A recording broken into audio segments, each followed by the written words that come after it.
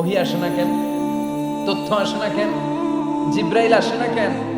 কোন বর্ণনায় এসেছে 15 দিন, কোন বর্ণনায় 1 মাস, 3 মাস, এমনকি 6 মাস পর্যন্ত বর্ণনা পাওয়া যায় যে বিশ্বনবীর কাছে 6 মাস ওহী আসে নাই। বিশ্বনবী তো অবাক, ঘটনা কি? ওহী নামে না কেন?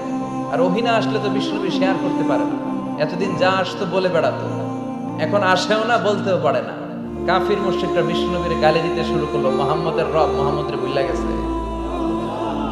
মুহাম্মদের আল্লাহ মুহাম্মদের ছেড়ে দিয়েছে। বিশ্বনবীর চাচি আবু লাহাবের স্ত্রী উম্মে জামিল বলতে শুরু করলো, কি মুহাম্মদ, তোমার শয়তানটা তোমার কাছে আসে না? না, শয়তান দ্বারা তিনি জিব্রাইলকে বুঝিয়েছেন যে তোমার জিব্রাইল তোমার কাছে আসে না। এভাবে সবাই গালমন্দ করতে শুরু করলো যে মুহাম্মদের আল্লাহ মুহাম্মদকে ভুলে গিয়েছে।